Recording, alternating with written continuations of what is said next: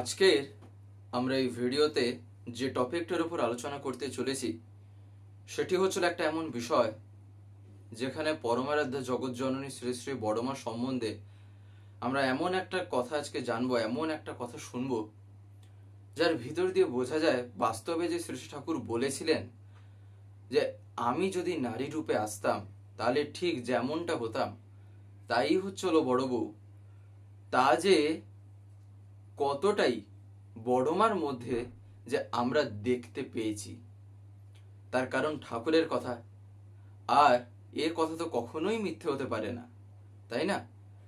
কিন্তু মানুষের সামনে এমন কিছু কিছু ঘটনা উঠে আসে যেগুলির ভিতর দিয়ে সেই কথাটা যে বাস্তবে কতটা ঠিক, কতটা যে বলতে পারেন সেটা যে জীবনে জড়িত হয়ে আছে সেইটার একটা আভাস পাওয়া যায়। যে বিশ্বাস করে সে তো কথাটাকেই আগে মেনে নেবে, কিন্তু এই ঘটনাগুলিতে কি হয় সেটার আস্বাদন করা হয়।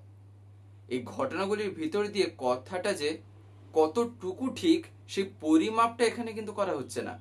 কথাটার ভিতর দিয়ে বোঝা যায় যে হ্যাঁ, বাস্তবে আমি ঠাকুরকে যে মাথায় নিয়ে চলছি, এই চলার ভিতর দিয়ে তার কথাগুলি মানুষ যে বাস্তবে যে দেখতে পায়, তাই না? তো আজকে আমরা সেই রকমই একটা কথা জানার চেষ্টা করব। তো যাই হোক, আজকের এই আলোচনাটি এবারে আমি শুরু করার আগে আপনাদের কাছে শুধু একটি কথাই অনুরোধ করছি, ভিডিওটিতে আপনারা সম্পূর্ণভাবে যুক্ত থাকার চেষ্টা করবেন। আশা করি দিলে আজকের এই যেই টপিকটি আপনারা দিলে নিঃসন্দেহেই বুঝতে পারবেন। দেখবেন, যদি শ্রী শ্রী ঠাকুর এবং শ্রী শ্রী বড়মার সম্পূর্ণ জীবনটা যদি আমরা লক্ষ্য করে দেখি, পুরো জীবনটায় কি ঘটেছে কি না ঘটেছে সম্পূর্ণটা হয়তো আমরা নাই বা এক জীবনে কিংবা একটা ইয়েতে হয়তো নাই বা বুঝে উঠতে পারি, কিন্তু যে কথাগুলি আমরা জানতে পারি, যতটুকুই আমাদের কানে আসে, যতটুকু আমরা দেখতে পারি তার লীলা, তারই ভিতর থেকে একবার এমনই একটা ঘটনা ঘটে যেটার ভিতর দিয়ে বোঝা যায় বাস্তবে বড়মা আলাদা কেউই নন, ঠাকুরই যে নারী রূপে লীলা যে করছেন। দেখবেন শ্রী শ্রী ঠাকুরের কাছে অনেক মানুষরাই আসতেন, যে ঠাকুরের কাছে আশ্রমিক নানান বলতে পারেন ভক্তরা তারা বসে আছেন, আরো অনেকেই আছেন সেখানে, গুরু ভ্রাতা গুরুমা অনেকেই। এবারে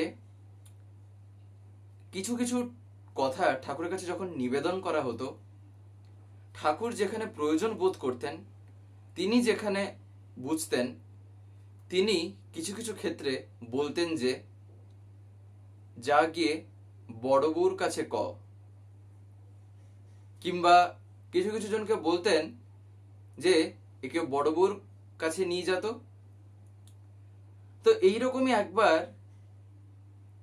এক দাদা, তিনি ঠাকুরের কাছে এসে নিবেদন করছেন একটি মায়ের সম্বন্ধে, অর্থাৎ সেই মাটি এসেছেন ঠাকুরের কাছে। দাদাটি শুধু ঠাকুরকে বলছেন, ঠাকুর এই মাটি নানান রকম ভাবে চিন্তাগ্রস্ত, এমনকি মানসিক ভাবে আর কি রোগগ্রস্ত হয়ে গেছে। এতটাই বলতে পারেন মাথার উপরে যে তার প্রেশার বা চাপ যাই হোক না কেন, তবে মানসিকভাবে তিনি এতটাই এখন চাপে আছেন, মানসিকভাবে তিনি রোগগ্রস্ত হয়ে গেছেন। ঠাকুর শোনা মাত্রই সেই দাদাটিকে বলেন একে বড় বউয়ের কাছে নিয়ে যা।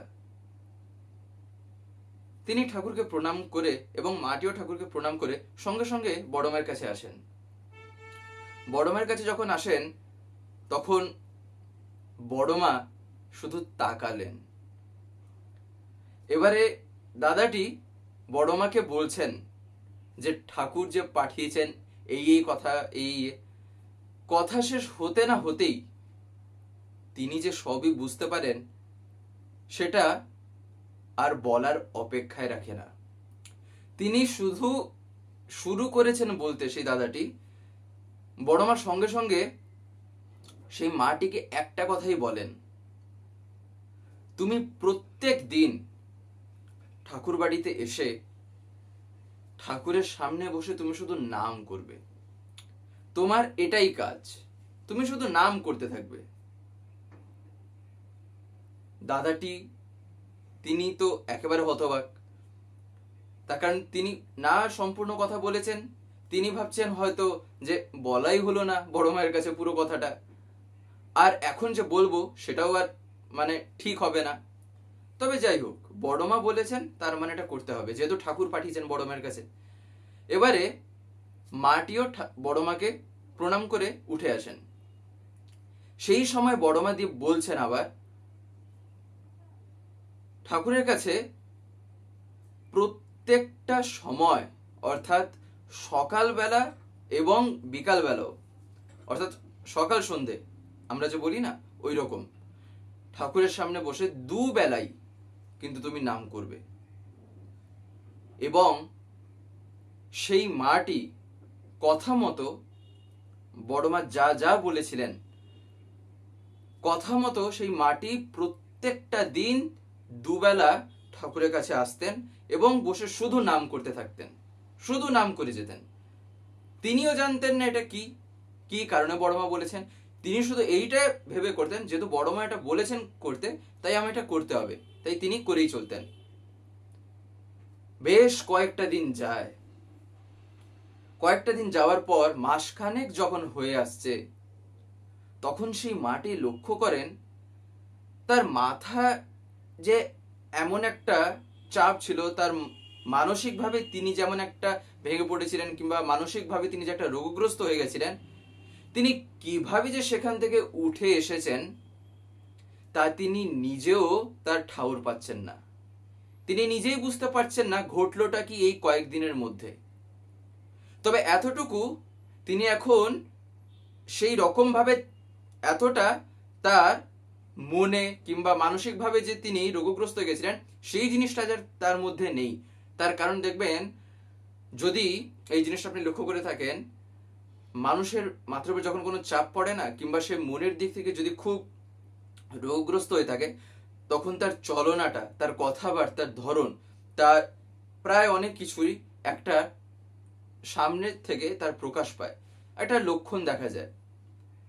তো মাটির মধ্যেও এমনকি সেটা সে নিজেও ফিল করতে পারে। তো মাটির মধ্যে সেই ব্যাপারটাই ঠিক ঘটে, তিনি নিজে ওটা অনুভব করছেন যে তার মধ্যে যে জিনিসটা তাকে এতদিন ধরে যে ভিতর থেকে খেয়ে যাচ্ছিল, সেটা কোথায় এই কয়েকদিনের মধ্যে মানে গায়েব হয়ে গেল, কোথায় চলে গেল। তিনি আশ্চর্য। এটাই হলো তার দয়া। তাহলে বড় মা বাস্তবে কে? ঠাকুর এমনি এমনি বলেননি যে আমি যদি নারী রূপে আসতাম তাহলে যাই হতাম তাই হচ্ছিল বড় বউ।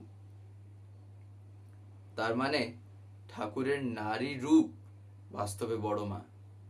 পরম পূজ্যপাদ শ্রী শ্রী দাদা অর্থাৎ পরম পূজ্যপাদ শ্রী শ্রী আচার্যদেবের বাবা শ্রী শ্রী দাদা একবার একটি কথা বলেছিলেন, যে ঠাকুর এবং বড় মাকে আলাদা চোখে দেখে সেটা তার জীবনের সবচাইতে বড় একটা দৃষ্টির অশুদ্ধতা।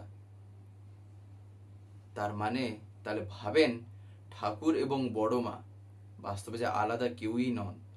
ঠাকুর এমনি এমনি বড় মার কাছে পাঠাতেন না।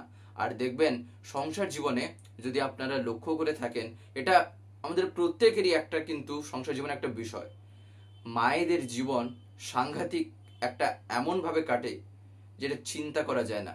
তার কারণ যেখানে জন্ম হয়েছেন একটা সময়ের পর তাকে চিরকালের জন্য সেই বাড়িটা ছেড়ে একটা নতুন বাড়িতে আসতে হয়, যেটাকে আমরা বলে থাকি শ্বশুর বাড়ি। তাহলে সেই জায়গায় কিভাবে মায়েদেরকে যে তাদের জীবনটাকে গড়ে তুলতে হয় সেটা কিন্তু তারাই বুঝে থাকেন। আর এর ভিতর দিয়ে কি হয়, অনেক রকম ভাবে খুবই বলতে পারেন একটা এমন জীবন কাটে, এমন ভাবে জীবনটাই হয় যেটা চিন্তা করা যায় না। একমাত্র পথ ঠাকুরকে ধরেই তাই জীবনে এগোনো। প্রত্যেকটা পথ তখন দেখবেন কতটা যেন সুগম হয়, তাই না? তাই এই কথাগুলি ঠাকুর কিন্তু এমনি এমনি বলেননি। আর বড়মার যে বিভিন্ন ঘটনা যে আমরা শুনছি, এই কথাগুলি কিন্তু আমাদের প্রত্যেকের জানা দরকার, তাই না? তো যাই হোক, আজকের এই ভিডিওটা এবারে আমি এখানেই শেষ করবো। শেষ করার আগে আপনাদের কাছে একটি কথা বলবো, যদি আজকের এই ভিডিওটি আপনাদের ভালো লেগে থাকে তাহলে একটি লাইক করে দেবেন, সবার ভিতরে শেয়ার করে দেবেন, কেমন লাগলো নিচে একটি কমেন্টে লিখে জানাবেন। আর যদি চ্যানেলটিকে এখনো সাবস্ক্রাইব করে না থাকেন তাহলে অতি অবশ্যই চ্যানেলটিকে সাবস্ক্রাইব করে পাশে বেল আইকন প্রেস করে অল করে রাখতে একেবারেই ভুলবেন না, আরো এরকম বিভিন্ন নতুন এবং ইন্টারেস্টিং ভিডিও সবার আগে পাওয়ার জন্য। জয় গুরু, বন্দে পুরুষোত্তম।